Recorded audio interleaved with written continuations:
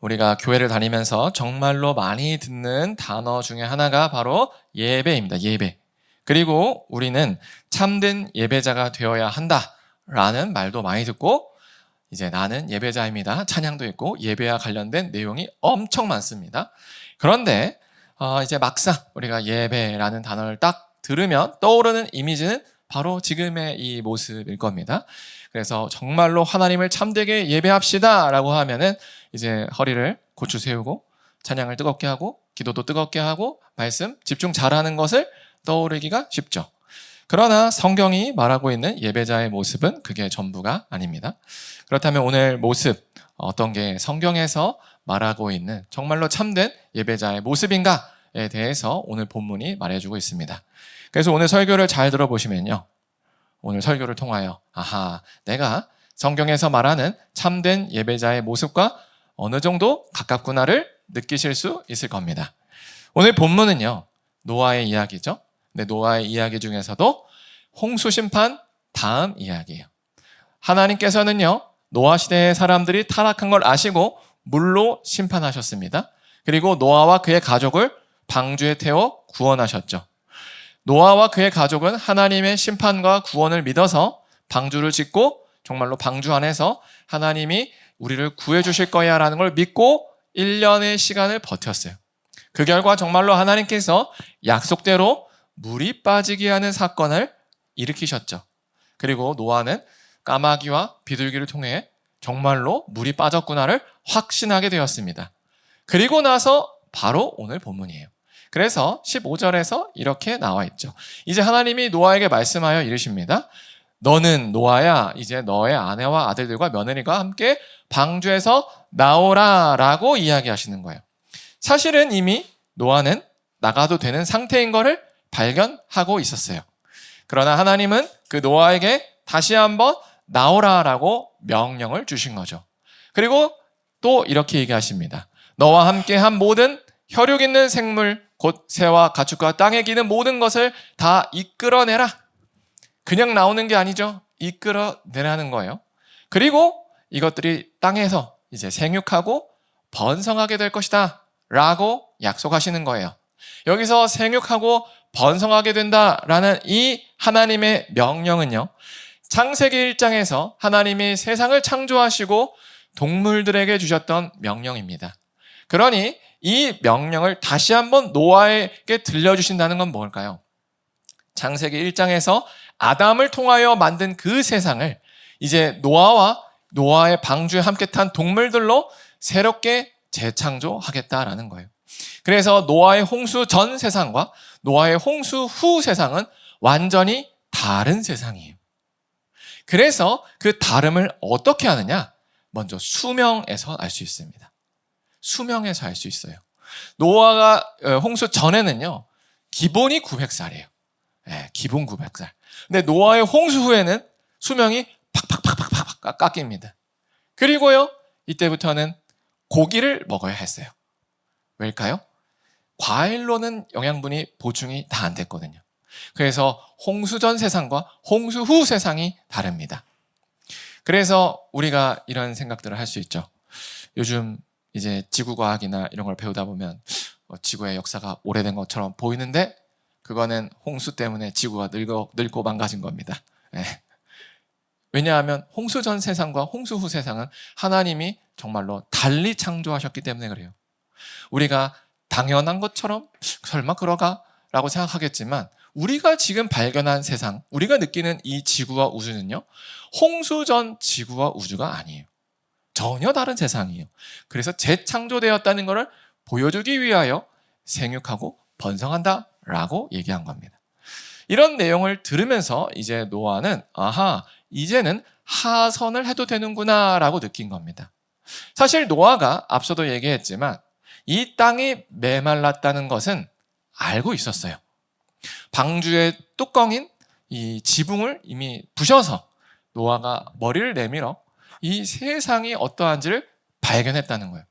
그러나 노아는 자기가 본 것을 신뢰하지 않고요, 자기의 마음을 신뢰하지 않고요, 하나님의 말씀을 신뢰하여 지금 나온 겁니다.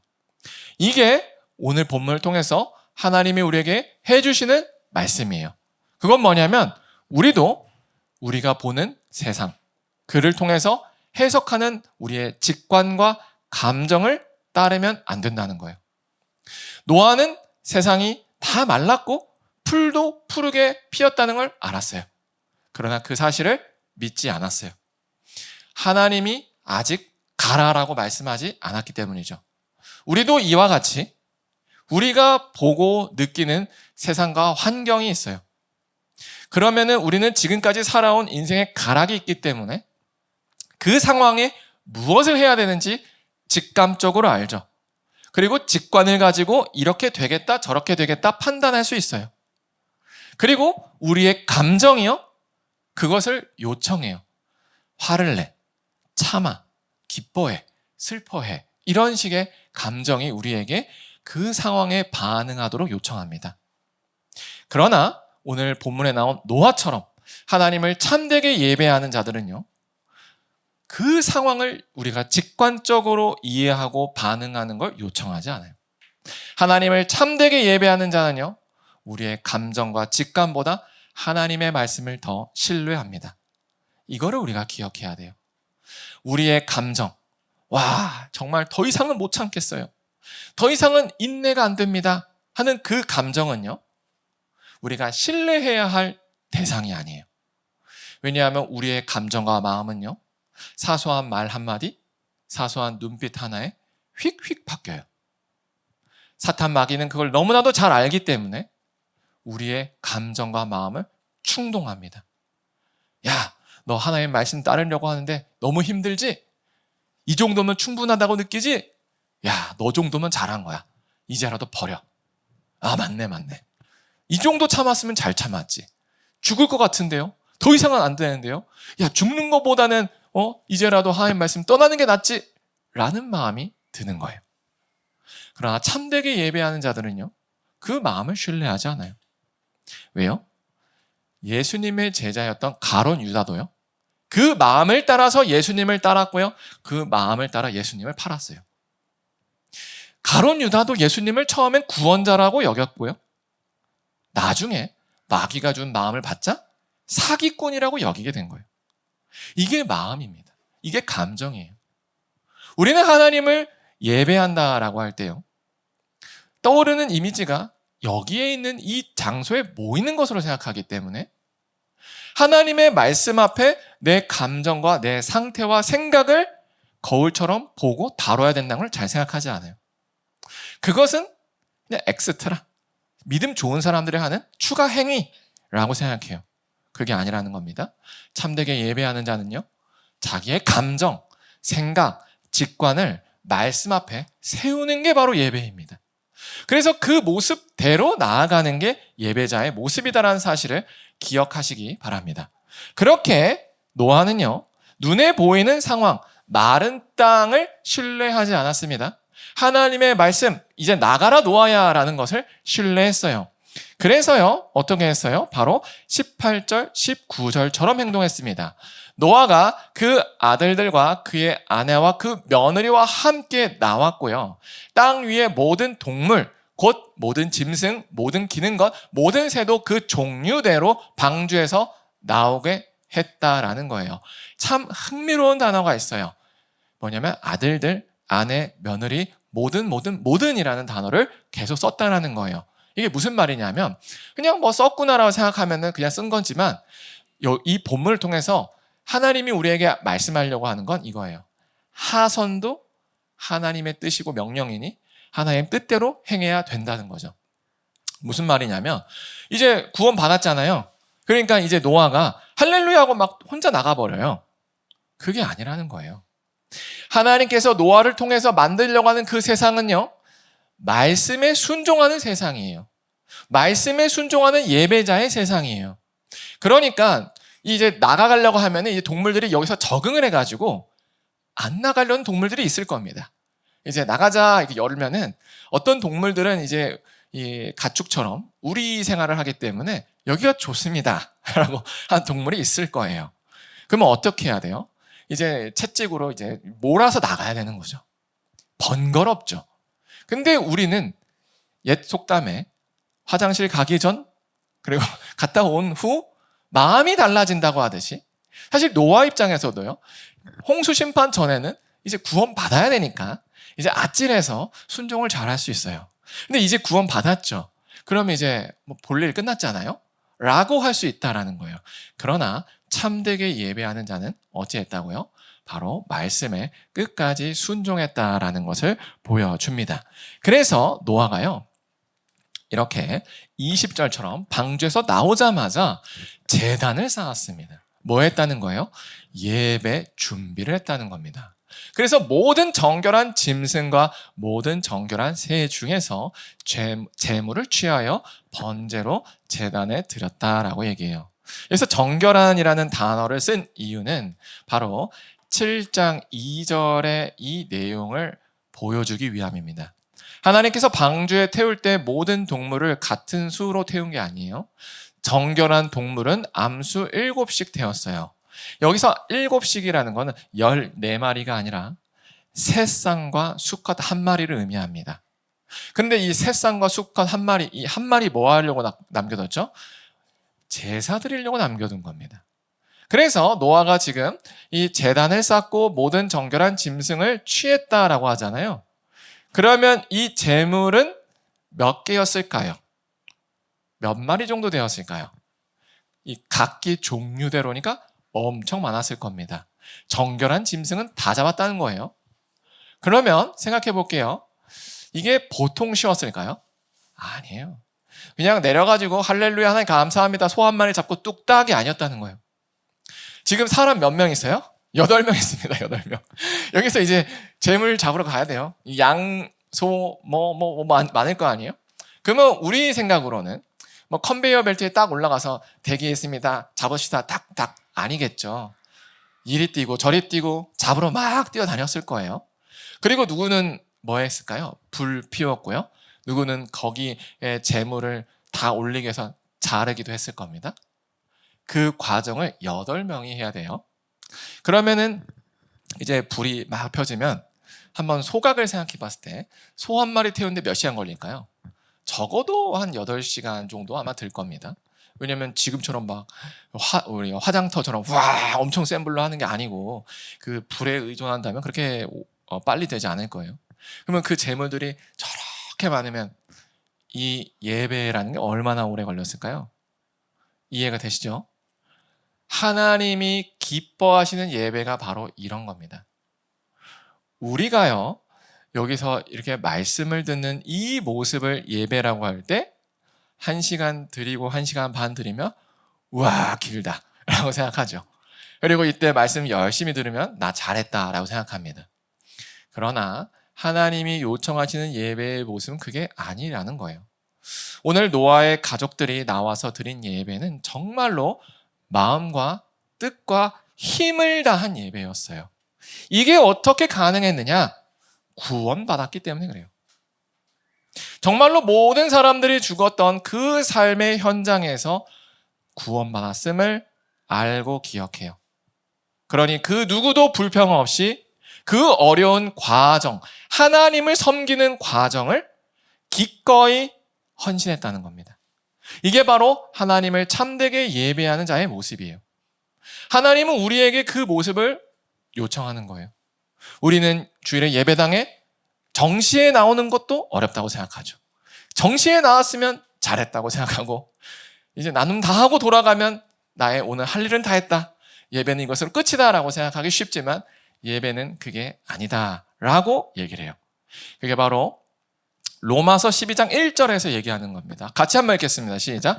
그러므로 형제들아 내가 하나님의 모든 자비하심으로 너희를 권하노니 너희 몸을 하나님이 기뻐하시는 거룩한 산제물로 드리라. 이는 너희가 드릴 영적 예배니라. 아멘. 노아가 방주에 나와서 제물을 드렸죠. 근데 우리 지금 제물 드리나요? 안 드려요. 예배당 나가서 드리나요? 안 드립니다. 그러니까 하나님은 우리에게 이제는 무슨 제물을 요청해요? 우리를 요청해요. 우리를 제물로 요청해요. 근데 살아있는 상태의 제물로 요청해요. 우리를 죽이라는 게 아니라요. 우리가 살아있는 상태로 제물이 되래요. 무슨 말이냐면 너의 인생을 드리라 이겁니다. 그게 뭐예요? 영적인 예배다라는 거예요. 여기서 영적이라는 걸 우리가 생각할 때 그냥 마음으로 드리는 예배라고 생각합니다. 근데 그게 아니라는 거예요. 너의 인생을 드리라는 게 예배라는 거예요. 그건 뭐예요? 내 삶의 행동으로 하나님을 신뢰하고 사랑한다는 걸 보이라는 겁니다. 그렇다면 도대체 어떻게 해야 하나님을 사랑하고 우리의 인생을 드리는 걸까요? 그게 바로 예수님이 마태복음 28장 마지막에 써주신 내용입니다. 같이 한번 읽겠습니다. 시작. 그러므로 너희가 가서 모든 민족을 제자로 삼아 아버지와 아들과 성령의 이름으로 세례를 베풀고 내가 너희에게 분부한 모든 것을 가르쳐 지키게 하라. 볼지어다 내가 세상 끝날까지 너희와 항상 함께 있으리라 하시니. 이거를 우리가 들으면 전도하라고 하나 보다라고 생각해요. 근데 전도는 우리는 마치 믿음 좋은 사람들이 또는 교회에서 무슨 직분 있는 사람들이 그냥 엑스트라로 하는 행위로 생각하죠. 그게 아니라는 겁니다. 하나님을 사랑하고 이웃을 사랑한다는 것의 핵심은 정말로 하나님의 그 심판과 구원의 계획을 알려주라는 거예요. 이 땅은 눈에 보이지 않지만 심판에 서 있고요. 하나님은 불심판을 예비하고 계십니다. 마치 노아의 홍수 사건에서 홍수가 있을 것이니 방주를 지으라는 노아와 그 노아를 통하여 심판이 있을 것이라는 걸 사람들이 보게 하신 것처럼 하나님은 우리의 삶을 통하여 세상 사람들에게 불심판이 있고 그 불심판에서 구원받을 예수 그리스도라는 방주가 있음을 알리길 원하세요. 하나님은 세상을 사랑해서 우리를 택했고 우리를 통하여 그 사실을 전하고 싶으세요. 그리고 우리는 그 사실을 들었고 믿었고 예수님의 제자가 되어 따르기로 했습니다. 그렇게 제자가 되어 따르고자 하는 모습이 바로 예배자라는 말이에요. 근데요, 우리가 그 예배에 대한 이미지를 여기로 두면, 한정하면요, 이 말씀은 의미 없는 말이에요. 교회 활동 이거 하고 나머지 교회 활동이 되는 거예요. 복음전도 누가 해요? 목사님이 해야죠. 또 누가 해요? 목사님께 끌려가는 사람이 해야죠. 이런 게 우리가 생각하는 예배에 대한 개념에서 나오는 잘못된 생각이에요. 그것은 참된 예배자의 모습이 아니라는 거예요. 참된 예배자는요, 우리가 제자라고 여기는 거예요. 제자는 예배자예요. 내가 제자가 아니면 예배자가 아니에요. 섬기는 자가 아니에요. 예수님을 섬기는 자가 아니라는 거예요. 예수님을 섬기면 뭐 해요? 예수님의 그 뜻대로 예수님이 오신 이유를 우리 삶을 통해서 드러내야 됩니다. 우리 옆에 있는 가족, 우리가 지금 교회에 있는 예배당에 있는 교회 식구, 그리고 직장에서 만나는 사람들 모두 누구예요? 우리가 섬겨야 될 영혼들이에요. 우리가 섬겨야 될 영혼들이에요. 섬긴다라는 것은 배려의 수준이 아닙니다. 그들이 예수님의 제자가 될 수 있도록 예수님의 말씀으로 가르쳐 지키게 해야 되는 거예요. 그러려면 우리가 먼저 제자가 되어야 되죠. 우리의 삶으로 먼저 심판이 임할 것이고 난 그것을 바라보는 사람이 되어야 돼요. 그래서 우리가 어떤 행동, 어떤 선택을 할 때 와, 저 사람은 왜 저러지? 라고 느껴지게 우리가 살아야 돼요. 예를 들어서 내가 교제하고 싶은 사람을 생각해 봅시다. 누구랑 교제하고 싶죠? 나랑 결이 맞고요. 나랑 사회적 수준이 비슷한 사람을 선호합니다. 그것은 예수님을 믿든 안 믿든 똑같아요. 왜요? 본능이니까요. 근데 예수님은 뭐라고 얘기했죠? 제자가 되어라. 예수님은 누구와 친구가 되었나요? 예수님과 정반대에 있는 사람과 친구가 되는 걸 꺼리지 않으셨어요. 바로 세리, 창녀, 거지, 문둥병자, 그들에게 다가가는 걸 꺼리지 않았고 다가오는 걸 꺼리지 않으셨어요. 왜죠? 그게 하나님께서 새롭게 보여줄 하나님 나라의 모습이기 때문에 그래요. 우리가 예수님의 제자가 되고 예수님의 그 길을 따르는 그리고 섬기는 사람이 된다는 것, 우리도 그게 옳다라고 동의하는 거예요. 맞지? 맞지?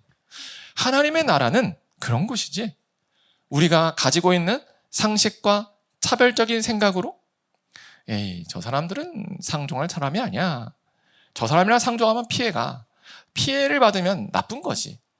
나쁘니까 피해야지가 아니라는 거예요. 예수님이 그랬다면 그게 옳은 거야. 그러니까 나도 저 사람에게 찾아가서 저 사람에게 말을 걸고 저 사람에게 친해지기 위해서 내가 선호하고 내가 좋아하는 기질을 꺾자라는 게 바로 예배자의 모습이라는 거예요. 그래서 우리가 오늘 본문을 통해서 나는 참되게 예배하고 있는가? 그것은 주일날 잘 나오는가? 찬양을 좋아하는가? 기도하기를 좋아하는가? 말씀 듣기를 좋아하는가가 아니에요. 좋아하는 건 선호입니다. 정말로 내 가치관이 예수님으로 바뀌었는가요? 대접받고 싶으면 대접하는가? 내가 좋아하는 사람만 그렇게 하는가? 내가 좋아하지 않은 사람도 그렇게 하는가? 내가 손해보기를, 예수님을 위해서 손해보기를 기꺼이 원하는가? 이런 겁니다. 그래서 우리는 오늘 이 말씀을 통하여 나는 지금 예배를 참되고 드리는가? 정말로 예수님의 말씀을 따르는 예배자인가를 돌아봤으면 좋겠습니다.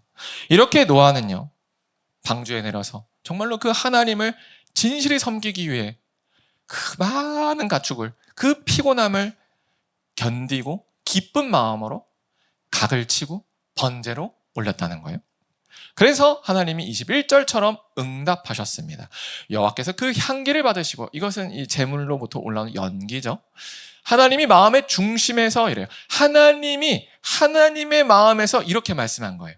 내가 다시는 사람으로 말미암아 땅을 저주하지 아니하리니 이는 사람의 마음이 계획한 바 어려서부터 악함이라 내가 전에 행한 것 같이 모든 생물을 다시 멸하지 않겠다라고 얘기해요. 근데 이 말만 탁 들으면 라는 생각이 들어요. 왜일까요? 하나님이 마치요 과거에 심판 내린 행동을 약간 후회하는 듯하게 들리기 때문에 그래요. 이제 하나님이 다 죽이고 나니까 아이쿠야 이건 내가 생각한 것보다 심각한데 이제 내가 다시는 이렇게 하지 말아야겠다라는 마치 그 인간의 후회와 다짐이 섞여 있는 말처럼 느껴진다는 거죠. 그러나 그것은 아닙니다. 하나님이 왜 하나님의 마음에 마치 하나님이 다짐하는 것처럼 했을까? 그리고 그것을 왜 노아에게 알게 하셨을까? 그것은 바로 노아에게 이 하나님의 다짐과 계획이 필요했기 때문에 그래요. 무슨 말이냐면 노아는 지금 홍수로부터 구원받았어요. 그 홍수는 노아에게 트라우마가 남았겠죠. 맞죠? 우리가 한번 생각해봐요. 정말로 지진을 경험해보고 내 주변 사람들이 다 죽은 걸 경험해본 사람은 지진을 약간만 느껴도 과거의 트라우마에 갇혀서 숨도 못 쉬는 공황 상태에 빠지죠. 노아도 그랬을 거예요. 비가 오면 어떻게 됐을까요? 숨이 막혔을 거예요. 야야 이거 완전히 끝나는 거 아니야? 맞겠죠? 그래서 하나님이 그 노아를 위로하시기 위하여 걱정하지 마라. 이제는 네가 똑같이 비를 볼지라도 그런 일은 있지 않을 것이다 라는 위로입니다. 그리고 또 하나님께서 22절에서 이렇게 얘기하시죠. 땅이 있을 동안의 심음, 거둠, 추위, 더위, 여름, 겨울, 낮, 밤 쉬지 않는다 라고 이야기하고 우린 이걸 들으면서 뭐 당연한 소리를 하지? 라는 생각하겠지만 이걸 왜 얘기하겠습니까? 홍수 전에는 이게 없었다는 거예요. 극심한 더위, 극심한 추위, 그리고 겨울, 그 다음에 가뭄 이런 게 없었던 거예요. 늘 풍성한 상태였다는 겁니다. 근데 노아가 홍수 후에 망가진 지구에서 경험할 세상은요, 극심한 더위, 가뭄, 추위, 이 모든 게 존재하는 세상이었다는 거예요. 노아 입장에서는 놀랬겠죠. 극심한 겨울, 빙하기 이런 걸 경험해 본 적이 없는 상태예요. 그러면 갑자기 어떨까요? 이걸 경험하면 뭐야? 또 다른 심판이야? 라고 놀랄 거랍니다. 하나님은 그 노아에게 그것을 미리 알려줘서 내가 너를 지키고 네가 겪을 앞으로의 그 어려운 상황도 이미 계획 안에 있으니 두려워 말고 놀라지 말고 내가 너와 함께 한다는 걸 알려주기 위하여 22절을 얘기하신 거죠. 이처럼 하나님께서는요, 하나님을 참되게 예배하는 자를 위로하십니다. 이걸 우리가 기억해야 돼요. 우리가 예수님의 말씀을 따라서 내가 좋아하는 것, 내 기질, 나의 그 성품을 죽이면요 속상해요. 우리도 좋아하는 게 있고 선호가 있잖아요. 그러니까 손해라고 생각합니다. 굳이 이렇게까지 해야 되나? 라는 마음이 올라오죠. 그러나요, 여러분, 이렇게 참되게 예배하는 자들이요, 그래도 이 길을 갈 수 있는 이유는 딱 하나입니다. 하나님이 우리의 헌신, 섬김, 결단, 기억하여 위로하시기 때문이에요. 그 위로하시는 하나님이 있기에 우리가 이 길을 끝까지 갈 수 있는 겁니다. 그래서 예수님이 약속하셨죠. 내가 너희와 세상 끝날 때까지 함께한다. 뭐예요? 그 위로가 평생 너희와 함께 한다라는 얘기예요. 물론 우리가 예수님을 온전히 예배하지 못할지라도 하나님은 우리를 위로하세요. 하나님은 우리에게 너 기준 미달이야? 나 위로 안 해줘? 이런 분이 아니에요. 하나님은 우리가 기준에 미달하든 넘치든 초과하든 맞추든 위로하세요. 그렇다면 우리는 뭐하러 예수님 말씀대로 열심히 살아야 될까요? 그 이유는 내가 예수님의 말씀을 따르지 않으면 하나님의 위로가 위로인지 몰라요. 무슨 말이냐면 내가 잘나서 지금의 풍요를 누리는지 알아요. 내가 열심히 노력했으니까 이 상태를 겪는 줄 알아요. 근데 예수님의 말씀을 따르면요, 먼저 그의 나라와 그의 의를 구하기 때문에 내 힘으로 내 필요를 못 채워요. 100만 원이 있는데 이거 내가 오늘 먹어야 되는데 옆에 있는 사람 주라고 하니까 줘버리면 내가 먹습니까? 못 먹습니까? 못 먹습니다. 이렇게 예수님으로 인해서 결핍이 생길 때 우리는 비로소 하나님의 채우심을 깨달아요. 내 힘으로 채울 수 없으니까요. 근데 누군가가 하나님이 누군가를 통해서 그 부족한 100만 원을 채우세요. 그럼 깨닫죠. 하나님이 나와 함께 하시는구나. 하나님이 날 위로하시는구나. 이래서 우리가 하나님의 말씀을 따라서, 예수님의 말씀을 따라서 예배자가 되어야 되는 거예요. 그래야 하나님의 위로하심을 경험하기 때문에 그래요. 하나님이 위로를 선택하여 주는 게 아니라요, 하나님의 백성을 다 위로하시는데 그 위로를 위로인지 못 알아먹어요. 그래서 우리가 하나님 말씀을 온전히 따라야 된다는 생각을 이제 가지시면 좋겠습니다. 이렇게 하나님의 말씀을 따르는 온전하고 참된 예배자가 된다는 것, 우리의 선호, 직관, 감정을 따르는 게 아니라 매 순간마다요, 말씀 앞에 서는 거예요. 말씀을 기준으로 나를 돌아보는 게 예배자의 첫 번째 특징이죠. 그리고 두 번째 특징은 무엇입니까? 예수님께서 말씀하신 대로 제자가 되는 거예요. 제자가 된다는 게 성경 공부 참여하는 게 아닙니다. 우리의 가치관이 예수님의 가치관으로 싱크로를 맞추는 거예요. 예수님이 가진 길이면 옳은 길이요, 예수님이 가지 않은 길이면 아무리 좋아 보여도 틀린 길이에요. 내 마음이 다 그렇게 사냐라고 유혹을 해도 예수님이 아니라면 아닌 거야 라고 하는 게 제자의 길입니다. 그리고 우리만 그렇게 사는 게 아니라 가정에 있는 영혼을 섬겨야 됩니다. 교회에 있는 영혼을 섬겨야 돼요. 그리고 직장에 있는 영혼을 섬기는 거예요. 섬긴다는 건 그 사람이 제자가 되도록 내가 무엇을 하지? 라고 능동적으로 생각하여 내 행동을 예수님 뜻에 맞춰가는 게 바로 섬김입니다. 그게 바로 제자, 예배자의 특징이다라는 거예요. 그러면 하나님께서 우리를 위로하신다는 사실을 우리가 마음 깊이 느낄 수 있다는 사실을 기억하셨으면 좋겠습니다. 그래서 우리가 이 시간에 찬양하고 기도할 때 이렇게 기도했으면 좋겠습니다. 우리를 늘 위로하시는 하나님을 신뢰하여 우리의 감정보다 하나님의 말씀에 순종하여 가정과 교회와 직장 공동체를 세우는 예배자가 되게 해달라고 우리 함께 기도했으면 좋겠습니다.